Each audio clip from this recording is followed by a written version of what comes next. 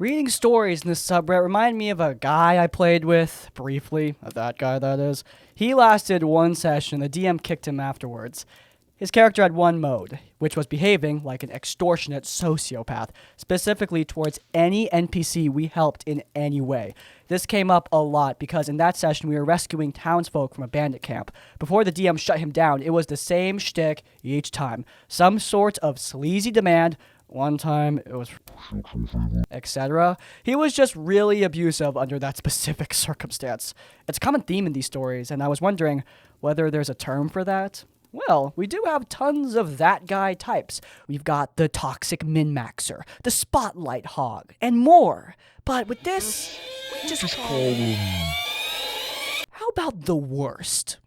Or you could just generically throw him in the incel bucket like I do. I mean, if it looks like a dog and barks like a dog, what else would it be?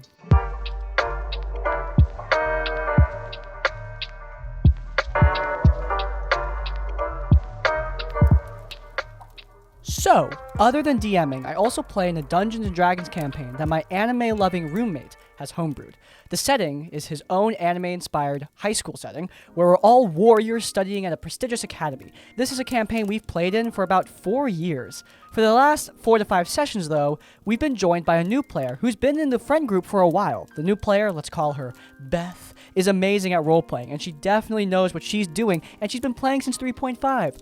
But during the last session, I and several other players felt like we got very sidelined, so the spotlight could be put on Beth instead. I wasn't included in the session for the first 2 hours, despite sitting right at the table, and when the DM finally let my character do anything, I was told that I woke up in the infirmary. I told the dungeon master I looked around to see if there was a nurse so I could ask why I was in the infirmary. The DM replied that I couldn't see anyone and switched the focus over to another player immediately after this. My turn did not even last 2 minutes. What the? Whoa! Welcome back to the world of the living. What's going on? Took an arrow in the battle. Luckily, didn't hit anything vital. What battle? What's going on? Why am I not with my party? Oh, no, don't look down. You don't need to see all that blood. Okay, stop. DM! What? You're bedridden after taking an arrow to the gut in a big battle. It's gonna take her a while to patch you up, you know? Okay, first and foremost, I feel like we have enough magic in the party that a needle and thread healer is not really necessary for me, but also, I want to play the game. I'm giving you a roleplay scene. This is exactly what you and all the players wanted. It's fair and equal and balanced, just like you desired. Not really. I've been waiting this whole time, and when the focus finally shifts to me, I'm bedridden from serious injuries and I can't move or participate. That's not having a scene, that's being shafted. Ugh, typical. Look, you're acting like a spotlight hog. You can't always have the attention of the entire table. Look, I am okay with not having the spotlight, but it just feels like I'm being kicked out of the game without actually leaving the table. I mean, why am I even here? How long is this even gonna last? The rest of the session. Are you... Whoa! Where'd you get that? What are you doing? Sending myself to the ER in real life. I mean, I might as well. The session kept going on, and in those 6 hours that we played, I got to do the bare minimum of role-playing. The majority of the focus was between Beth and the DMPC, who was a love interest character from Beth's backstory. Apparently, these two characters had a fight, and upon checking our Discord server, I found that the two had been role-playing an entire relationship between Beth's new character and this DMPC. There were more than 300 Discord messages between the two just role-playing. Which meant that for most of the session, the rest of us got to sit and listen to them role-playing, having relationship fights, which was extremely awkward. The two players, the Dungeon Master and Beth that is, are both in separate relationships, by the way. I can list everything I managed to do during the session, as I didn't get to do much of anything at all. I woke up in the infirmary, I went to the canteen to get something to eat, I met no one in particular there, but got told that there was a party at the gym. I go back to my room and shower, as well as getting changed and dress up nice. Then I go to the party, try and mingle, meet my way too drunk high elven roommate. She pukes violently, so I help her back to her room, and the DM implies I just go to bed after this. All of this was repeatedly interrupted to regular cuts of Beth and DMPC having their relationship fights. I talked to the two other players at the table, and they agreed they didn't get to do much either, and that the entire experience was extremely awkward to spectate. But through all of this, I'm primarily just disappointed. We've had this game going for 4 years. Beth joined only 5 sessions ago, and the rest of us haven't gotten anything near the same amount of role-playing in that time as Beth has gotten on Discord, and during the last 4 sessions in general. I'm a theater kid, so acting and role-playing is a passion of mine. It's worth mentioning that the Dungeon Master has split up the party a lot. During the first session of the campaign, he bombarded us with 127 character sheets of all of our teachers and classmates instead of just showing us them as those characters become relevant, and the majority of the campaign so far has had us put more focus on talking to our roommates and our other students, rather than on each other, the other party members. As it stands right now, my character has no strong attachments to the other players in the party, simply because the Dungeon Master puts more focus on having us talk to the NPCs rather than to each other. My girlfriend, who's one of the other players, has on several occasions mentioned that she felt like we're playing individual novels, rather than an actual role-playing game, despite going to the same school in the setting. To start off, obviously the 8 hours of borderline simping is probably a bad idea. You need to focus on all the party members, and focusing on new players, that is good. We've talked about this before. You do need to cater to new players to a degree, but number 1, this person is not brand new to the game. She's been playing since 3.5, and number 2, focusing this much makes everyone else feel ignored. The last bit though, that's actually really interesting to me, because we recommend often that players can have their own individual arcs. However, it's a balancing act between making it feel like a character has spotlight, but also making it feel like a united story between all the characters. I would say Critical Role and Baldur's Gate 3 provide great examples, as well as plenty of other stories and media, but, you know, those are written by professionals, which you are probably not. It's a hard line to walk, and this DM, well, not only does he not do it right, he does it in a way that is very, very bad.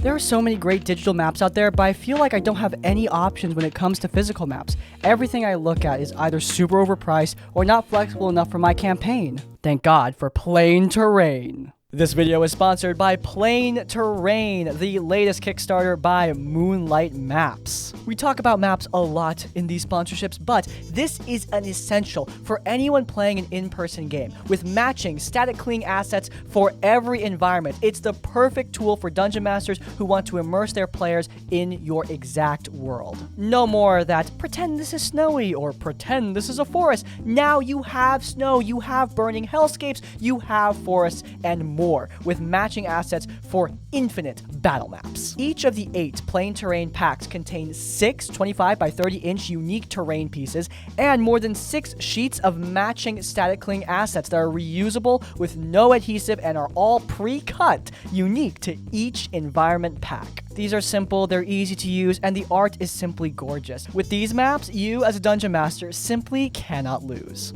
If you guys are interested, then you can head down into the description down below or to the pinned comment where you can pick up Plain Terrain on Kickstarter. Thank you so much to MoonlightMaps and Plain Terrain for sponsoring this segment of today's video. As always, supporting our sponsors does support us, and without further ado, I'm going to turn back into an animated rat so we can get back to the video. I met a few people through Twitter thanks to our love of a multiplayer online game. Eventually, I was invited to their Discord group and became fast, albeit shallow friends. I say shallow in the fact that I didn't know them as much as they knew each other and vice versa. Each one of them is fantastic, full of love, and exceptionally kind. Anyone would be fortunate to call them a friend. One of them suggested that we play a game of Dungeons and Dragons. Seeing a chance to finally be a player, I decided to join in. So I rolled up what could be described as a restaurant owner that was actually an assassin geomancer with a love of watching performing arts. This is important. Can you imagine every time Gordon Ramsay gets mad, he just starts earthbending? That's what I got given. This is important, by the way. I talked with the Dungeon Master to make sure nothing was too broken and got the go-ahead for the character. I was eager to finally get to play rather than DM. The concept for the session was that every player had a certain objective they had to fulfill, or face consequences. For my character, all I had to do was meet a renowned performer. This sounded simple enough and entertaining because I know my character would be starstruck, but had to maintain being a professional cook. The biggest opposition to this was getting past the singer's assistant. Simple and perfect for a one-shot. If you're wondering what the premise of the one-shot turned into the campaign was, you'll soon see why I don't have much on those details. First session goes and feels like a session 0 rather than a first session. Everyone was taking turns introducing themselves, getting a quick moment in the spotlight with fun roleplay and banter. When the attention got to me, it was considerably shorter than the others. I barely got a chance for my character to say even a few lines, let alone describe him before he moved on. I figured it was because I was not only a new player, but also the newest member of the group. The session continued, and I sat there and watched as there wasn't really much for me or my character to do other than prepare for the evening. A lot of the other players got considerable screen time and got to showcase a few of their skills, while I simply observed. I only got one small interaction, though, with a couple of the players, but it wasn't really anything to walk home about, as it was more of a conversation between those two that just happened to be in front of me. Another case of me being an observer rather than a participant. However, it did give me ample opportunity to see how the group meshed, to which they meshed well, and I had hoped that I could add more to their dynamic. The session ended, and the Dungeon Master mentioned that they didn't really know what the next session would be. Everyone agreed that we'd play it by ear and simply check in regularly to see for a possible day. I noticed that if one or more people couldn't make it, they'd postpone further to a different day of the week to make sure everyone could attend. I liked that simply for the fact that they took consideration for everyone's time and enjoyment, further cementing that these people all cared for each other. However, there was a time when they checked in on a day, everyone could make it, except for me. The DM asked if it was alright if they went on without me, without much thought if I said it was alright. No one talks about what my character would do also. The day came for the session. I wished everyone a good time and asked the Dungeon Master to let me know if there was anything paramount for my character. The next day rolls around and I don't get a response from anybody. I wait for another day and no response. I decide to take matters into my own hands and message the Dungeon Master to ask them how the session went, and if there was anything pertinent I should know about my character and myself. They said the session went great, to which I was glad to hear. However, that's where my glee ended. The Dungeon Master went into detail about how the performer, the one I was supposed to meet, was murdered. In addition to that, they told me that my character was the culprit. I was kind of dumbfounded at that moment, as there wasn't even a discussion that my character would be not just participating, but as an NPC as well, not to mention one that would bring that kind of drastic turn in the plot. There wasn't even a discussion that my mission would be that short of a time frame to accomplish, and in this case, coming to an abrupt end. I really didn't have much to say other than I really couldn't think of what to say. I think my words were summed up as, I wasn't expecting that. Whew. Sorry, I wasn't at the last game. So, what happened with my character? Oh yeah, so last game your character just went on a squirrel, and then after that your character just with this kid. I mean, dude, it was crazy. It got really dark. I wasn't even here! As you can imagine, I was extremely put off, so much so that I told my significant other, who is a much more experienced player than I am, about this turn of events, and they too were put off by it. Needless to say, I was extremely jostled by this decision, and the mood soon took the same path as the performer I was supposed to meet. They planned another session, and unfortunately, or perhaps fortunately, it was another day I couldn't make it. I told them so, and it was kind of the last time I said anything about the campaign and my participation. Nobody really asked if it was okay to play without me, or if we should just hold off so I could make it. You would be correct if you assumed that they played the next session without me, by the way. Ultimately, I just stopped checking in and didn't bother to inform them if I could make it or not to the next session. They continued to play their campaign, which I believe is still going. They seem to be enjoying it, so I'll just hypothesize. Hypothesize. Don't look at me like that. I didn't have to Google it, okay? Anyway, I'll just hypothesize that I wasn't a good fit for their group. A lesson learned that adding a new thread to a tight-knit group is a difficult one. Oh, by the way, hello, I'm the new thread. Sure, the Irish goodbye is hit or miss, but considering how nobody has really said anything about my absence for the session, I don't think I'm missed as a player. I still talk to that group every now and then, again, outside of the TTRPG space, and they're still great folks with joyful personalities. It's just a bummer that it turned out this way, and every once in a while I think about what they did with my character. There is some good news, though. I still play this day with my own campaign that I'm building from the ground up with players that mesh really well with each other, one of those players being my significant other. From what I can gather, everyone is enjoying the campaign. I think we could all say a good old huzzah for that. Congratulations on having an amazing campaign with your significant other and your friends. A theme is starting to form about spotlight in this video. In this case, a player getting far too little spotlight compared to everyone else. However, it's not just in-game spotlight. It's not just that this player didn't get to roleplay or participate that often.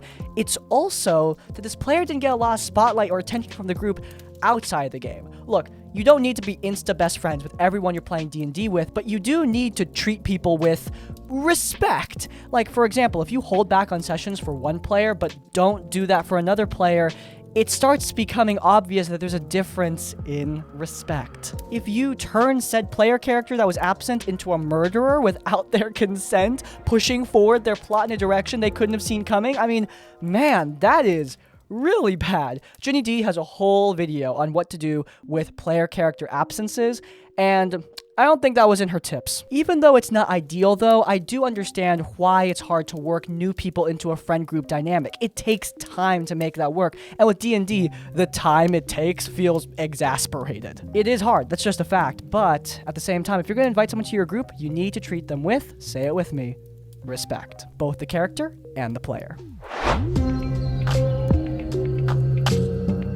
So I joined this group after I saw a post in LFG on Reddit. The ad stated that a player left on the day of the session, and they needed a quick replacement. So I gladly joined up and was accepted into the group. I got invited to the Discord server, and everything seemed chill. The people were nice, and the DM seemed like a nice dude as well. Nothing crazy happened on the first session. It was pretty good, all things considered, and the roleplay with the players was nice. The DM did use a voice changer AI thing, which made it really difficult to understand him at points. You approach the great Devil Lord, master of Zivorath's house. He stands before you, his dark presence looming over your fragile forms. And he speaks. You have been a thorn in my side for long enough. Yet for some reason you are foolish enough to stand before me now. When I'm done with you, not even your... Does he know we have no idea what he's saying? Yeah, I don't think he's realized yet. Yeah, just give him a second. But we pointed out to him eventually, and we just moved on. For context, there had been a murder, and we were all sent to a funeral. Apparently, one of the people at the funeral was the murderer, and we had to figure out who it was. Eventually, due to some Zone of Truth shenanigans, we found the culprit and captured him. We had to leave early that session due to in-real-life things, but it didn't really seem like an issue. After the session, however, the DM messaged me about my token and how he wanted to create a 3D model for it using HeroForge. But I already had art created for the character I'm playing, so I declined, and he seemed to understand and dropped it. Keep this in mind for later. Second session rolls around, and all the players are in voice chat. We wait, and wait, and wait, and oh, there it is. The DM showed up about 20 minutes later or so, and attempted to get the game started. However, he was having technical difficulties for 1 hour, and we all had to wait for it to be fixed. Most of it, including character tokens and audio issues. One player was also sick during this time, so he stayed quiet and instead typed out his actions in chat, which no one had a problem with, or so we thought. We'll get to it at the end. Pause for crispy commentary. There is nothing wrong with technical difficulties. Sometimes stuff just goes wrong and there's nothing you can do about it. But make sure to keep your players up to date with what you're doing about it, because if they're just waiting for 20 minutes for you to show up and then waiting an hour for you to fix things, that's frustrating. Open communication is going to help to make it a lot less frustrating. Eventually the session started, and he just threw us in without any recap. We were in the middle of a forest with the prisoner we took last session, and I was baffled. He said we could have been running for hours due to apparently the prisoner having cultists chasing us, which made zero sense to me. I brought up a ruling about going on forced marches, but after discussing it a while, we just moved on. The session went ahead, and near the end, after finally being allowed to long rest, during the long rest hours, and the second watch, there were 2 wolves who attacked. Most of the party were asleep during this whole encounter too. Apparently it was a very quiet wolf fight, and that was that. There were just some wolves. During the third watch, one of our clerics investigated something a little outside the camp and was quickly ambushed by cultists. No perception checks, Nothing. All his gear was taken away, and he was knocked unconscious. Also, he was going to be killed. During this entire interaction, our party slowly tried to make our way to him. Me playing as a fighter, I could barely do anything, as every enemy was out of reach of all of my attacks, so all I could do was dash. In the end, all I did during that entire encounter was dash. The rest of the party had ranged weaponry, so they could at least help out. They also managed to capture one of the cultists for interrogation later. I felt pretty useless during that entire thing, and honestly, really bored. The cleric lived, but has no gear at all now. End of the second session. After the discussion, I stuck around to discuss some things with some others. I brought up a few complaints I had, as previously mentioned, feeling quite useless and everything being way too far for me to actually help out. He acknowledged my complaints and said things would get better. He also talked to me about a 3D model for my character again, which I again declined. He told me he would stop bothering me about it, and I thanked him. I guess he just really wanted me to have a 3D model in the game. The third session came around, and the Dungeon Master was late again. Not acknowledging this or saying sorry, we proceeded with the session. We tried interrogating the cultists, but we were pretty much given nothing. However, that was not the worst part of it. 3 Trents came to attack us. Could you guess what level we were supposed to be? That's right, 3. Well, what's the challenge rating of a Treant? Oh, I played down to the wire, but dang. There was no doubt in my mind that we would be TPK'd in this scenario. However, after some rounds passed, one of the Treants decided to attack and kill the cultists, which seemed to sate them. The combat just ended after that, and I was left baffled. What even happened just now? During the session, the player who was sick last session dropped connection, internet issues apparently, but they never seemed to join back, which seemed a little odd, and then soon after, he was gone from the server. We were confused, but we continued nevertheless, and to be honest, I kind of zoned out for the rest of the session. Technical issues and some random NPC chatter later, we ended the game. I just felt like I wasn't having fun, and the game wasn't really for me. Before I decided to tell the DM that I was gonna leave, he apparently bought me a 3D model for me to use, saying something like, "I don't usually do this, but I really like how you roleplay and do voices." It just felt so off to me, but I decided to tell him immediately that I wasn't going to participate any longer in the campaign. He said he understood and thanked me for my time, and then kicked me from the server, which, yeah, fair enough, I guess. Before I was kicked, however, I added the player who had supposedly left the game. They added me back, and I asked them what happened. So they told me the DM had put them on 2-week suspension for apparently being sick and disconnecting for internet problems. I have never once in my 3 years of playing D&D ever heard of someone being suspended from playing. What were they gonna do? Sit in the corner and think about what they've done? Honestly, I'm glad I dipped. I could never take the DM seriously after such a display. The worst part is that the Dungeon Master never even mentioned this. It just honestly sucks. Sorry if this is a bit poorly written in parts, but I hope it works. I'm still learning how to pace my stories and what details to leave in or out. Nonsense, you did a great job, hence why I'm reading it. Man, the funniest part of the story is the failed voice changer AI. It seems like a really cool idea until it doesn't work, in which case, oh boy, it really doesn't work. But the voice changer AI is nothing compared to suspending a player for just disconnecting from the call this one time. Look, I get it, tech issues are annoying, players not showing up or not paying attention, that's annoying. But at the end of the day, this player was sick, and this player disconnected from a voice chat. Obviously, I wasn't there. I don't know how bad it really was, but yeah, not really worth suspending someone for 2 weeks over that, because they're probably not just going to be suspended for 2 weeks. Odds are, they're probably just going to quit. Also, it's just really awkward buying someone a present only for them to immediately bail, but that's why you tell them in advance you're going to get them something before that happens, so they can tell you directly that you probably don't need to spend that money. Prefacing this by saying it isn't nearly as bad as most of the ones we've got, but I'm shocked the people in my group were interested at all in D&D after it happened. Love your videos, by the way. Thanks, by the way. So this was back in 2019. I was moving around a lot at the time because I was freshly in the military, so I had to leave my in-person groups behind. Out of boredom, I looked up game shops near where I was stationed at the time and got an ad for Roll20, and I thought, screw it, might as well, and made my account to start looking for a game. I found a group, we're all still friends to this day, and found a stable Dungeon Master after about 2 years of looking for one. But the issue was with the first DM we found. We used Discord for voice during the games, by the way. A lot of these guys were first-time D&D players, or had only really played in one-shots, and it was their first real campaign. The group got together, we found a dungeon master who seemed great. He had all sorts of world information at the ready for us. He was clear about his DM style and set reasonable expectations. He was even okay with helping the less experienced players along in character creation and optimization. He even worked with each individual player, there were 6 of us at the time, large group for D&D, with writing their backstory to include potential plot hooks for character arcs that would be easily integratable for both his world and the story he had planned. But the issues came in session 1. The party was brought together to do a heist job, stealing some artifact that would be important later during a civil war or something, I don't remember exactly. So it started with the NPC, who was giving us the job, more on that later, giving a rundown of what we would be doing. Issue 1 arose here when the Dungeon Master had us describe ourselves and make in-character introductions. One of the players was playing a bugbear barbarian with 5 intelligence, which he leaned into with the stereotypical caveman type speaking. Me X, me here for money.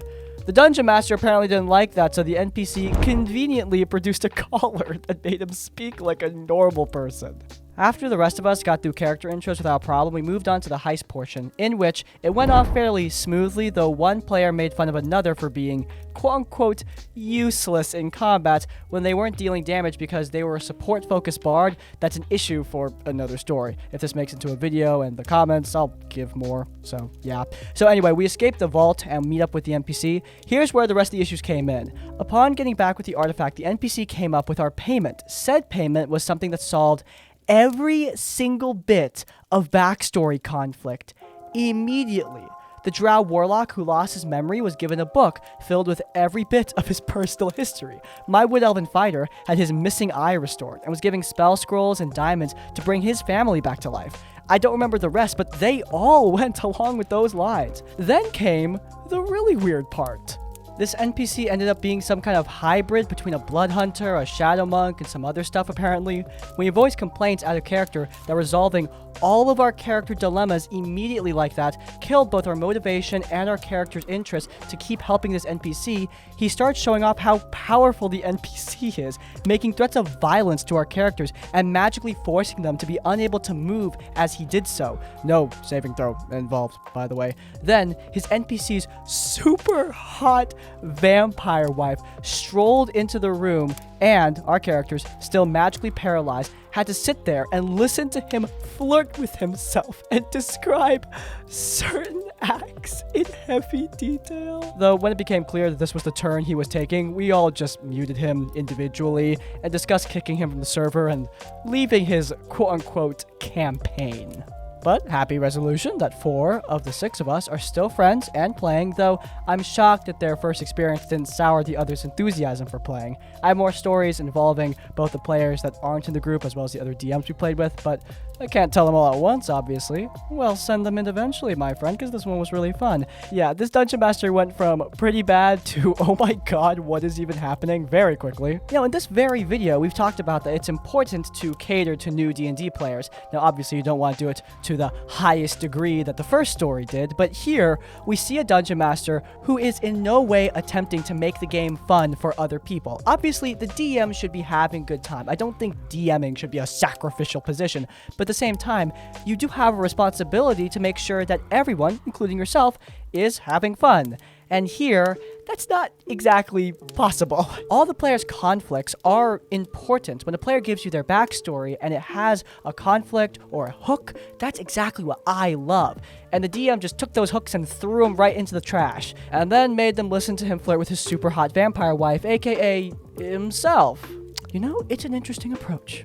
I believe that's a wrap on today's episode of RPG Horror Stories. If you guys enjoyed, then please do leave a like. If you want to see more of our content, then you can check out our Tabletop Tavern Tips series. We're doing our yearly Halloween episode soon, so get excited for that. It's linked in the cards. And while you're there, subscribe to Crispy's Tavern to get more of our content right as it comes out. And finally, if you want to leave your own stories or thoughts, go down in the comments down below. If you can't think of a comment, leave the comment 6 hours of what? To let me know you made it to the end of the video. Hey, by the way, if you have your own horror stories, you can send them directly to us. There's an email in the description down below. Send your stories our way for a chance to be featured in one of these videos. But hey, even if you don't have any stories, in essence, like, comment, subscribe. I'll see you all next time. Farewell.